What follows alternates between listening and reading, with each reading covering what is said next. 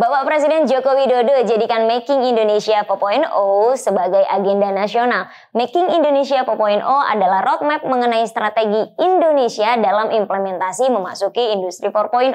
Industri 4.0 sendiri berbicara tentang implementasi teknologi otomasi dan pertukaran data dalam bidang industri. Mengenai perubahan ini, sejumlah penelitian menyebutkan bahwa nantinya tenaga manusia itu akan tergantikan oleh tenaga robot dan juga teknologi otomasi lainnya. Apa iya ya? Apa iya nanti tenaga manusia akan tergantikan penuh oleh tenaga robot? Kalau iya, apa yang harus kita lakukan? Dan bagaimana cara kita beradaptasi dengan otomasi dan teknologi di industri 4.0 yang serba digital ini? Yuk, langsung saja kita simak ya di video ini.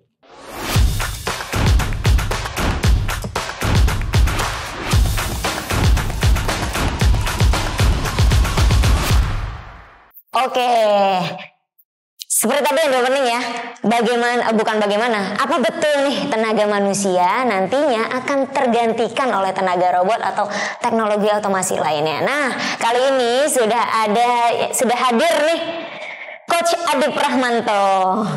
Oke. Kenapa nih Coach? Kok kayaknya ini banget nih, tegang banget, jangan tegang dong ya. Enggak dong ya? Enggak. Masa deg-degan sih, enggak. Tapi Coach, sebelum jawab pertanyaan aku tadi ya Coach ya, boleh nggak sih kenalin diri dulu? Oke. Coach Adip ini siapa sih? Ini ada sapaan nggak ke penonton podcastnya Ci? Teman-teman aja dulu. Teman-teman aja. Oke, halo teman-teman semuanya. Nama saya Adip Rahmanto. Saya seorang co-creator di CIAS Corporate Communication Asia dan juga seorang digital transformation consultant. Saya juga punya startup as a co-founder juga di Aldira Technology. Oke, berarti pas banget nih kita bahas tentang Industri 4.0, mengundang Mas Adip di studio kita nih ya. Ya, insya Allah. Oke. Insya Allah pas ya. Oke, tapi sebelum menjawab pertanyaan yang tadi tuh Mas Adip, benar nggak sih nantinya itu tenaga manusia itu akan tergantikan full oleh tenaga robot? Sebelum menjawab ke situ, boleh dong mungkin kita dikasih gambaran kali ya Industri 4.0 saat ini tuh perkembangannya seperti apa sih Mas di Indonesia? Oke, sebelum ke arah industri 4.0 gitu ya, coba kita flashback sejenak ya. Di industri 1.0 itu kan dulu bermula dari penemuannya mesin uap gitu ya. Industri 2.0 itu masuknya electricity di situ berperan. Kemudian industri 3.0 di situ ada masuknya komputer, internet. Nah, 4.0 ini dia mengoptimalkan Industri 3.0 dengan tambahan-tambahan kayak autonomous system, kecerdasan buatan yang semuanya itu berbasiskan data di situ. Oke. Kalau kita ngomong kesiapannya Industri 4.0 seperti apa, gimana kondisinya saat ini kalau di Indonesia ya. Di Indonesia mungkin menurut saya tahapnya masih banyak di tahap persiapan menuju ke implementasi 4.0-nya nanti. Karena kalau kita ngomongin 4.0 itu nggak melulu kita ngomongin soal teknologinya aja. Misalnya kita ngomongin automation gitu, kita ngomongin AI, itu kan salah satu enablernya aja. Teknologi itu salah satu hal aja yang ada di 4.0 untuk kesiapannya. Yang lainnya ada kita ngomongin manajemen sama organisasinya, seberapa support, visinya seperti apa, investasinya kayak gimana, people culture, people-nya kompetensinya seperti apa, kemudian budayanya kayak gimana, kemampuan mereka untuk mengabsorb atau mencerna dan menerima perubahan itu kayak gimana, kemudian dari sisi product services-nya udah cocok belum, udah pas belum. Dari sisi teknologi dan operationnya, tadi teknologinya, infrastrukturnya, kemudian operationnya gimana nanti implementasinya, itu udah siap atau belum. Jadi nggak melulu kita ngomongin sisi teknologinya doang nih yang siapin, tapi semua itu berpengaruh. Berarti tadi Mas Adip sempat menyebutkan ya bahwa people culture-nya gitu ya juga harus disiapkan. Sedangkan banyak nih saya dengar isu-isu nantinya pekerjaan yang dikerjakan manusia akan tergantikan oleh robot gitu. Berarti menjawab pertanyaan yang tadi di awal tadi ya, benar nggak sih pekerjaan yang tadinya dikerjakan oleh manusia akan tergantikan oleh robot? Nantinya, kalau kita ngomong nantinya kapan? Wah, belum tahu nih nantinya kapan gitu ya. Tapi jawabannya iya dan tidak. Iya dan tidak. Iyanya gini, bahwa benar ada beberapa task yang nantinya atau bahkan sekarang pun udah bisa digantiin loh oleh mesin, oleh robot, oleh software tertentu yang jalan secara otomatis gitu ya, untuk membantu kerjaannya mereka. Tapi tidak lantas hal tersebut menghilangkan satu pekerjaan penuh. Oh, oke. Kayak accountant ya. Accountant itu kan dia misalnya ada tasknya dia ngerjain tadi entry data tadi ya. Data gitu kan. Kita tadi udah sempat ngobrol tadi di luar. Entry data, bikin jurnal, input-input, hal kayak gitu, itu potensi besar untuk bisa di-automate. Karena bisa banyak miss-nya ya. Ya, pertama nih kerjaannya manual banget. Iya. Kedua, formatnya udah banyak yang format digital kan sekarang. Yep. Terus kemudian rules-nya jelas. Aturan-aturannya kalau kayak gini maka kayak gitu ya. Nah, aturan yang seperti itu jelas, tidak terlalu banyak percabangan, artinya tidak terlalu banyak skenario. Skenario artinya ya udah kalau inputnya ini kamu harus ngelakuin apa sehingga outputnya itu. Kalau inputnya apa lagi, outputnya apa lagi. Pokoknya jelas lah. Dan hal-hal kayak gitu tuh potensinya gede banget untuk bisa di-automate. Tapi kan pekerjaan accountant nggak cuma itu. Ya, ada analisanya juga. Betul. Nah, analisanya ini masih butuh human judgment, masih butuh kemampuan si manusianya itu sendiri. Nah, ada bagian kerjaan yang itu bisa di-automate, tapi ada juga yang ini masih perlu orang loh. Bahkan teknologi automation yang ada sekarang mungkin belum akan sepintar itu gitu untuk menggantikan peran manusia seluruhnya. Gitu. Oke, berarti pekerjaan tidak, misalnya kayak akuntan tadi ya, nggak semua pekerjaannya bisa dilakukan oleh manusia. Kalau aku boleh nanya lagi nih Mas, pekerjaan apa sih kayak ciri-cirinya? Ciri-ciri pekerjaan apa? Apakah pasti di setiap divisi ada aja tuh pasti pakai otomasi gitu? Ya, pekerjaan yang seperti apa tadi sempat aku singgung juga. Kalau aku nyebutnya pekerjaan digital clerical gitu ya. Pekerjaan administrasi digital.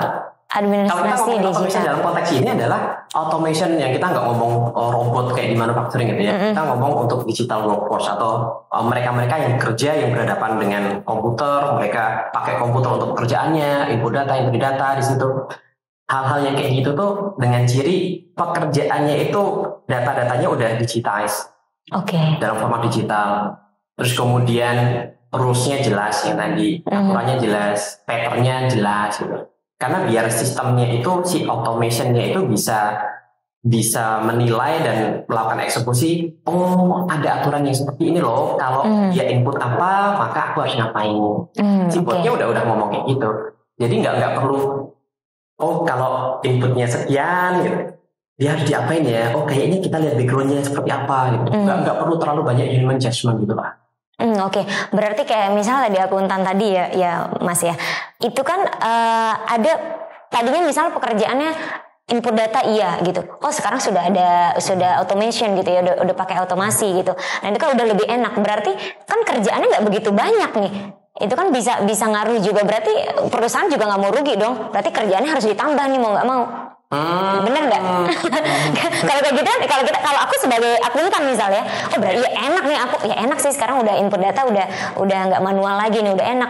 Tapi di sisi lain, jadi takut juga apa jangan-jangan nanti gajinya berkurang ya, kayak gitu-gitu loh Mas. Apa jangan-jangan nanti karena memang kerjaannya nggak begitu banyak, ya promosinya jadi nggak dapat gitu loh.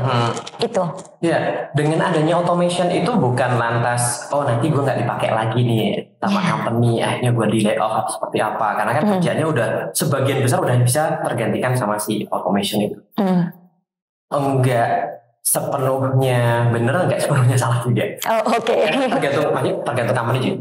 Ada yang dia implement automation karena memang untuk cost cutting kan. Ada juga yang pakai automation karena untuk bisa melakukan cost saving. Kita ngomong cost saving. kerjaannya udah banyak terbantu sama automation. Terus dia ngapain dong? Saya pernah ada pertanyaan kayak gitu tuh. Dari squad yang dulu pernah saya dampingin gini. Kalau bikin solusi yang kayak gitu nanti departemen lu ngapain? Lu bakal ini dong, gabut dong. Ya enggak juga sih. Karena alokasi waktunya dia yang sebelumnya dia terlalu sibuk dengan segala hal administratif itu, akhirnya dia dibebaskan sama si automation, punya alokasi waktunya dia bisa pakai untuk hal-hal yang lebih strategik lagi, hal-hal yang lebih punya direct value ke company, yang memang mengoptimalkan peran si manusianya itu sendiri. Contoh, dia bisa ikut program-program inovasi, project-project inovasi. Bayangin deh. Kalau dia masih berjibaku sama kerjaan yang administratif, yang manual tadi ya, manual, capek, ya dia nggak akan punya waktu untuk ikut proyek-proyek yang lain, untuk mengembangkan dirinya juga, mengembangkan company. Ya dia malah dia yang jadi kayak robot gitu jadinya. Berangkat kantor, hadapin komputer, jam 5 pulang, besok lagi kayak gitu lagi. Terus gajian nanti. Kayak gitu lagi. Jadi justru dia yang jadi robot ya. Justru dia yang jadi robot ya. Manusia yang jadi robot. Kalau memang robot bisa ngerjain, ya udah biarin robot aja. Manusianya ya ngerjain lah hal-hal yang lebih kayak doing problem solving yang kompleks. Ikut project-project inovasi, creativity untuk bisa mengeluarkan ide-ide yang baru, yang itu bisa memberikan value lebih bagi perusahaan. Oke. Berarti itu kan dari ini ya segi karyawan ya, segi karyawan. Tadi Mas Adip juga sudah menyebutkan bahwa bisa cost saving nih bagi perusahaan gitu. Berarti kalau bagi karyawan itu keuntungannya itu tadi ya, bisa belajar untuk buat program inovasi. Paling penting sih kalau gue gini, tidurnya nyenyak. Oh, keuntungan untuk karyawan tidurnya nyenyak ya. Nyenyak. Oke, kenapa tidurnya nyenyak? Oke. Iya, tidurnya. Karyawan kerja banyak data yang harus diolah, banyak hal-hal yang harus dilakukan dalam komputer itu gitu. Dan itu tuh satu makan waktu. Iya. Dia bisa capek kan? Manusia nggak bisa dong kayak robot yang kerja 24/7 yang dia nggak bisa capek. Dia juga bisa capek. Ketika capek dia bisa salah. Ketika salah, apa yang dia input salah, apa yang dia proses salah, outputnya juga bisa salah. Kalau ketika salah harus dibenerin lagi, besoknya ulang lagi, harus dikoreksi lagi. Bahkan sampai rumah dia masih kepikiran gitu kan, pas mau tidur kepikiran tadi yang gue masukin bener nggak ya, salah nggak ya. Ketika masih tidur kebetulan misal gitu kan. Oke. Banget. Oke. Dengan adanya automation justru itu tuh ngebantu karyawan untuk bisa lebih produktif, lebih efisien, tidurnya nyenyak gitu. Sisa waktunya, bisa dilakukan atau bisa meluangkan waktu untuk hal-hal yang lain lagi gitu. Yang memang itu punya kontribusi yang nilainya lebih tinggi lagi lah dari sekedar entry data atau pengolahan data yang ada di komputer. Oke. Seperti tadi yang Mas Adip sudah mention di awal ya, bisa ikut proyek inovasi gitu-gitu ya Mas ya. Betul. Oke. Terkait inovasi, berarti kan sebenarnya kan otomasi ini memang punya peranan-kah untuk mendukung inovasi di perusahaan? Pastinya. Oke. Perannya seperti apa sih otomasi ini di? Peran secara langsung tadi membebaskan karyawan. Dari waktunya dia terpenjara waktu ngerjain administrative things yang nggak kelar-kelar gitu kan, bikin dia jadi kayak robot. Sementara kalau kita ngomong inovasi itu kan ranah aktivitas kompleks gitu. Jadi bukan inovasi itu nggak bisa kita selesaiin dengan SOP doang, kan nggak kan? Kompleks di situ butuh orang, butuh meluangkan waktunya, butuh proses empati juga, butuh creativity, kompleks problem solving, semuanya masuk di situ. Yang pastinya butuh waktu. Karena inovasi nggak cuma sekali jalan, habis itu udah selesai, dadah bye gue selesai inovasi, nggak. Butuh iterasi terus, dikembangkan terus sih. Itu kan butuh waktu gitu. Sementara kalau orang-orangnya masih terjebak ke pekerjaan rutin yang bikin dia nggak punya waktu untuk berinovasi, ya inovasinya nggak akan jalan. Karena bahan bakar inovasi pastinya ada di orang gitu. Kita tidak bisa mengandalkan, kita bikin SOP ya. Dari SOP itu nanti kalau dijalanin lahir inovasi. Enggak sesimpel itu. Memang butuh orang yang melakukan proyek-proyek atau kerjaan-kerjaan inovasi. Oke Mas Adip, kalau tadi kan Mas Adip sudah menjelaskan ya bahwa pekerjaan-pekerjaan seperti ini nih yang harusnya bisa diotomasi gitu ya. Mungkin teman-teman di rumah ini juga ya, teman-teman yang nonton tuh udah oh ternyata kerjaan gue di kantor yang A ini bisa diotomasi nih gitu. Jadi kan mereka sudah mulai screening nih kerjaan mana aja yang di kantor yang sekiranya bisa diotomasi. Nah, yang jadi pertanyaan nih Mas Adip, kalau sudah men-screening itu, gimana caranya kita mau memulai otomasi di kantor? Kita mau mulai otomasi di kantor. Pertama, kita perlu persiapan dulu sih. Kita nggak langsung ujung-ujung. Oke, yuk kita punya inisiatif, yuk jalanin ya gitu. Apalagi yang levelnya masih staff gitu ya kan. Biasanya kan harus dari atasan ya nggak sih Mas? Untuk melakukan otomasi itu? Enggak melulu sih. Enggak melulu ya. Tergantung juga culture perusahaan. Ada yang biasanya inisiatifnya itu dari atas ke bawah, ada juga yang dari bawah itu bisa propose inisiatifnya ke atas. Kemudian nanti dijadikan proyek bersama. Kalau kita mau ngelakuin otomasi, yang pertama persiapannya itu adalah lebih ke satu, siapa nih nanti yang akan involve di proyek ini, siapa aja. Terus kemudian support apa aja nih yang dibutuhkan. Dari sisi manajemen leadership-nya kayak gimana.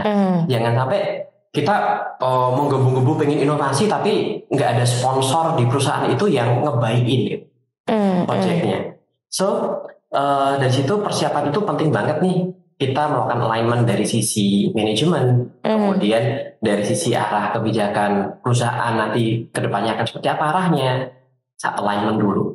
Terus kemudian orang-orangnya dipersiapin, siapa aja yang bisa join. Yang berikutnya kita mau mulai dari proses yang mana?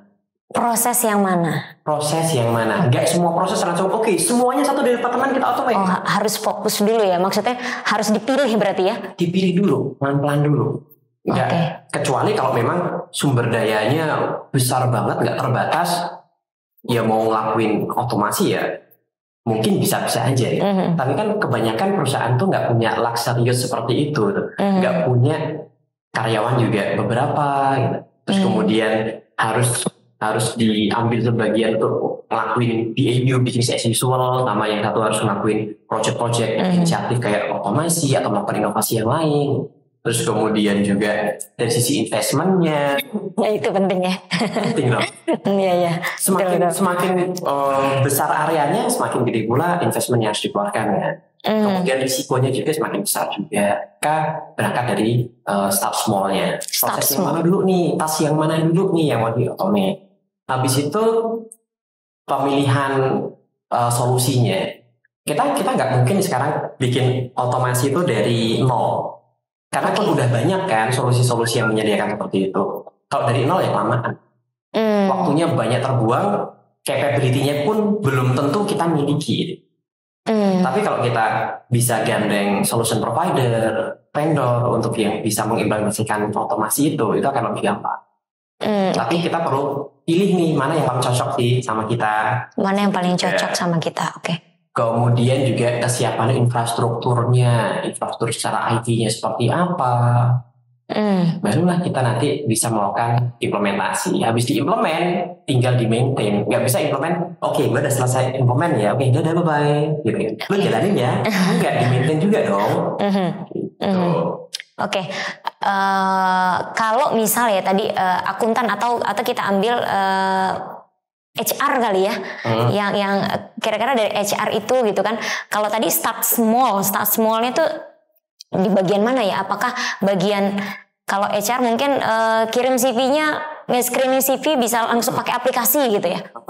Dari screening CV dia put certain rules di situ, kriteria di situ, nanti si botnya dia akan screening sendiri ini. Screening itu bisa dari CV yang masuk, kemudian di scan tuh, dibaca sama dia, ini profilnya seberapa cocok sih, gitu kan? Kecocokannya berapa persen gitu kan? Dia bisa ngitung tuh. Atau bahkan si botnya ini bisa melakukan scraping. Scraping itu dia kayak bisa ngelihat profile LinkedIn-nya kita misalnya gitu ya.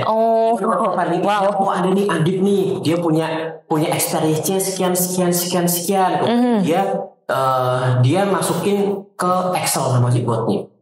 Dari Excel kemudian dia kasih kayak flagging. Ini tingkat kecocokannya sekian persen deh. Habis itu dikirimin ke emailnya ke si recruiternya, rekrutmen analisnya. Jadi rekrutmen analisnya udah nggak perlu tuh buka LinkedIn, searching satu. Itu kan kayak browsing, scrolling, makan waktu kan. Dia udah dapat nih list Excel yang itu di-provide dari si automation bot-nya. Dia tinggal go through Excel-nya, terus kemudian lihat sampai ini cocok nih. Send invitation. Ketika send invitation, dia mungkin hanya sekedar kasih flagging tertentu di Excel. Excel itu nanti dibaca lagi sama si bot.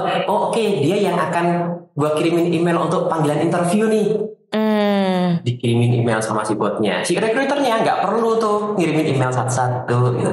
Template emailnya pun si botnya juga udah punya. Udah punya ya. Oke. Berarti ya, pokoknya mulai dulu dari yang paling kecil gitu ya. Dari paling yang mungkin yang dirasa kok kayaknya gue di kantor kerjanya manual ya harusnya, dan biasanya kan kalau kerjaan manual memang banyak salahnya tadi ya dibanding harus menggunakan otomasi tadi. Berarti memang harus di screening mulai aja dari yang paling kecil gitu ya. Dari yang paling sederhana, tapi nggak cukup sampai di situ. Sederhana tidak sekedar sederhana, tapi juga ini sederhana tapi kalau diselesaikan bisa ngasih value lebih loh bagi perusahaan atau bagi karyawan.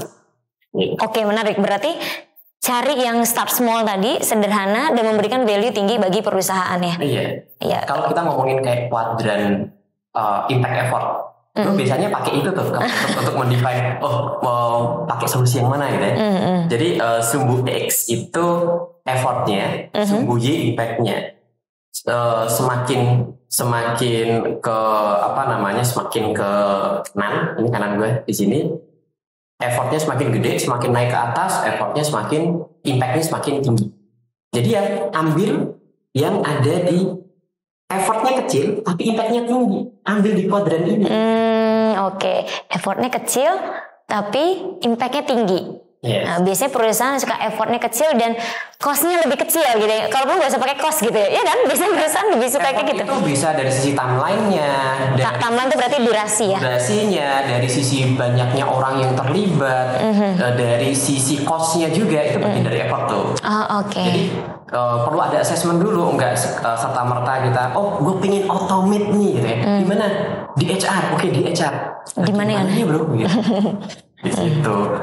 Cari tuh, harus di-assess proses yang mana aja, kandidat prosesnya, kemudian diprioritize. Kita akan roll out untuk yang proses mana dulu nih.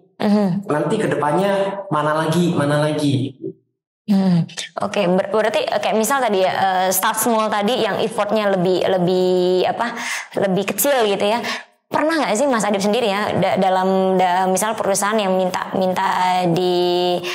dibimbing gitu ya oleh Mas Adip itu, kita mau automate nih Mas Adip, bisa nggak ya, tapi kita perlu misalnya cepat dalam waktu seminggu gitu. Pernah ada yang sebenarnya maksudnya dalam seminggu kita mau automate pekerjaan di HR yang ini dalam waktu seminggu? Belum. Kalau kita ngomong 1 minggu itu dari si persiapan dari assessmentnya sampai go live-nya nggak visible 1 minggu gitu. Persiapan. Kecuali dia udah punya nih, gue mau spesifik proses yang ini, proses yang ini. Kemudian seminggu bisa nggak ya? Coba kita lihat dulu.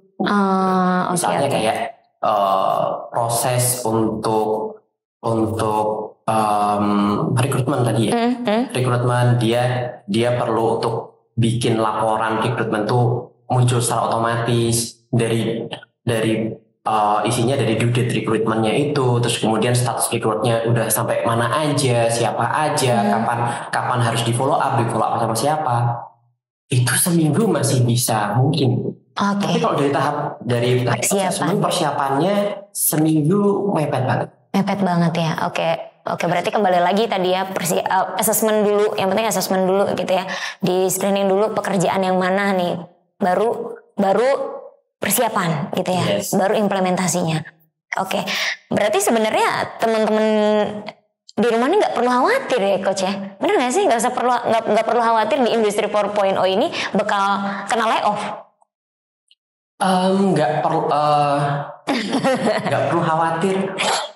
perlu khawatir apa nggak perlu khawatir? Tapi perlu ya. Hadapi ini dong. Kita ya namanya perubahan. Iya betul. Perubahan itu ya mau nggak mau ya itu memang berubah sih gitu kan. Dan yang bisa kita lakukan kan kita terima perubahan, kita rangkul perubahan. Mau nggak mau.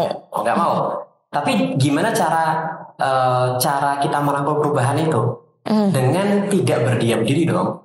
Yes. Kalau kita ngelihat kayaknya posisi gue bisa terancam nih. Gitu. Jadi apa yang bisa kita lakukan nih untuk bisa bertahan di industri 4.0? Ya misalnya kita bisa investasi leher ke atas gitu. Leher ke atas apa tuh? Ikut training. Handphone. Leher ke atas. Pengembangan diri. Training, gitu oke. Kan. Mau kan pengembangan diri, baik itu training, mau sekolah lagi, mau atau kursus, workshop apapun. Belajar buku, belajar skill yang lain gitu ya. Skill yang lain atau skill-skill yang masih relevan dengan kerjaan dia saat ini. Oke. Tuh. Dan mungkin nggak harus melulu soal teknologi juga yang dipelajarin gitu. Karena kalau kita ngomongin era digital, yuk kita belajarnya coding gitu. Oke, gue harus belajar coding dong gitu. Padahal gue bukan orang yang punya background teknis gitu kan. Ya sekarang juga banyak kok orang yang backgroundnya non teknis sudah bisa coding gitu kan. Tapi nggak mau coding, belajar apa? Ya sesuatu yang bisa mensupport kerjaannya dia saat ini. Contoh gini, restoran gitu. Restoran udah pakai digitalisasi gitu kan. Yeah. Dari kasirnya tinggal scan paymentnya, pembukuannya gitu kan. Akhirnya dia kalau jadi restoran dia udah nggak perlu ngurusin yang hal-hal kayak gitu. Dia bisa belajar yang lain. Gimana sih customer service-nya? Gimana bisa memprovide experience yang lebih ke customer-nya? Itu kan nggak berhubungan sama teknologi, tapi sesuatu hal yang menjadi nilai tambah bagi dia untuk bisa bekerja beriringan dengan teknologi yang sudah berjalan. Oke. Jadi bisa belajar yang lain gitu ya. Jadi sebenarnya banyak banget yang harus dilakukan gitu ya ketika ada datangnya industri 4.0 ini ya Coach ya. Banyak yang perlu dipersiapkan. Oke. Gak perlu khawatir, tapi perlu persiapan. Biar gak kaget gitu ya. Betul.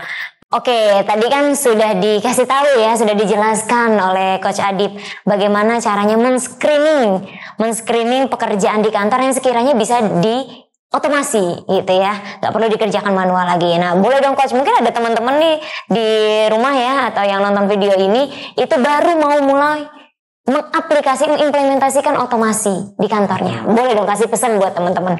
Oke. Otomasi itu teman-teman bisa lakuin sendiri tanpa minta bantuan dari teman-teman dari IT gitu ya. Nah, yang pertama adalah tentuin dulu nih hal apa yang mau teman-teman otomasikan. Berangkat dari hal yang paling simpel, sederhana, tapi teman-teman ngerasa ini gue ngelakuin ini berulang kali, terus-terusan, masih manual, dan itu ngeropotin banget. Berangkat dari identify apa nih yang mau diotomasikan. Setelah itu, yang kedua, cari tahu solusinya. Teman-teman bisa pakai solusi yang existing yang sudah ada, ataupun teman-teman harus belajar bikin scripting, atau belajar bikin tools-tools otomasi yang simple. Makro itu bisa dibilang keluarganya otomasi. Makro Excel. Oke. Itu kan mempermudah kerjaannya kita. Instead of kita harus ngelakuin sesuatu berulang-ulang, dengan makro tinggal makronya jalan sendiri kan. Gitu. Nah, hal-hal kayak gitu yang perlu teman-teman identify dari proses apa aja, kemudian baru teman-teman belajar. Lakukan start small aja, dari yang kecil-kecil dulu. Habis itu baru teman-teman nanti sudah mulai punya waktu, karena hal yang kecil udah diotomasiin, kita punya alokasi waktu free yang mungkin nggak begitu banyak, tapi kan akumulasi terus. Iya, betul. Nah, akumulasi waktu itulah yang nanti bisa dipakai oleh teman-teman untuk melakukan otomasi yang lebih gede lagi. Mungkin yuk kita bikin inisiatif, yuk project bareng-bareng, usulkan ke atas. Jadi otomasi bukan hanya di level individu, nanti bisa dikembangkan dan menjadi sebuah project di levelnya departemen, bahkan nanti company itu bisa bikin center of excellence sendiri untuk automation. Oke, berarti pokoknya kalau yang pekerjaan yang start small tadi ya, pekerjaan yang sekiranya di kantor, pekerjaan yang biasa kita lakukan manual itu bisa diotomasi, nantinya kita bisa buat barangkali kalau itu semua sudah diotomasi, kita bisa mengerjakan sebuah project gitu ya, yang mana nanti muncul lagi tantangan-tantangan baru kali ya? Pastinya. Dan tantangan-tantangan baru itu nanti kita tackle dengan hal lain lagi. Oke. Mungkin ya semacam project-project inovasi lagi. Oh, oke. Oke. Berarti tapi kalau misalnya tadi start small tadi, ada nggak sih tantangannya? Sedikit kali ya. Bocoran aja nih, ada nggak sih tantangannya? Pasti ada dong. Tantangannya ada, pastinya ada. Dalam setiap ini ada. Yang pertama, kita mindsetnya dulu deh. Kalau ngomongin otomasi, jangan sampai kita mindsetnya salah. Oh, ada otomasi nih, kalau gue ngelakuin otomasi ini, terus kemudian nanti gue tergantikan dong, gitu kan. Ya, mindsetnya dibenerin dulu, bahwa otomasi itu nantinya membantu pekerjaannya kita. Motivasinya adalah, gimana caranya biar gue bisa tidur nyenyak? Maka, apa yang harus gue lakuin? Oh, oke. Emailnya berantakan nih, gimana organize emailnya secara otomatis? Oh, datanya masih gue ngambil dari multiple sources. Gimana caranya gue bisa mengkonsolidasikan data dari berbagai sumber, tapi dengan mudah, dengan automate gitu. Nah, itu dicari dulu. Motivasinya muncul kan? Ketika motivasi muncul, baru yang kedua, skillnya ditambah. Ini gimana caranya ya? Gitu. Oh, gue harus belajar makro nih. Gue harus belajar otomasi pakai Google Apps Script misalnya. Skillnya ya udah dilatih. Motivasi, skill. Yang ketiga, teman-teman harus dapetin support. Supportnya bisa berupa support secara fisikal maupun secara emosional. Kalau fisikal misalnya gini, komputer nih, kita mau bikin tools-tools untuk otomasi kerjaannya kita sendiri, gampang. Tapi komputernya lemot, terus gimana? Gitu kan, susah juga. Nggak support ya. Komputernya nggak support. Terus kemudian secara emosional, atasan kita kok nggak buy-in ya dengan ide gue ya, kok mintanya masih manual terus ya, padahal kan ini kan sesuatu yang baru, berbeda dan ngasih value yang lebih tinggi. Support dari atasan, atau dia di situ nggak dapat mentor, nggak ada orang yang bisa dia tanyain, konsultasiin gitu. Nah, support itu juga penting, support lingkungan fisik maupun lingkungan sosial gitu. Oke, mungkin nanti nextnya boleh kali ya Coach Adib datang lagi nih ke studio kita ngobrol-ngobrol lagi tentang otomasi, bahkan sampai implementasinya. Oh, boleh banget. Boleh. Boleh, kawan-kawan. Tunggu loh ya. Bener ya. Ini udah kita book nih ya dari sekarang nih. Ya, boleh. Oke. Oke. Terima kasih Coach Adib. Mudah-mudahan teman-teman yang mendengarkan video ini bisa mendapatkan informasi yang langsung coba nanti ya, langsung coba implementasi otomasi di kantornya ya. Dan insya Allah teman-teman semua yang mendengar video ini bisa bertahan atau bahkan enjoy ya Coach ya di industri 4.0. Yeah. Oke, sip. Thank you Coach Adib. Sama-sama. Oke.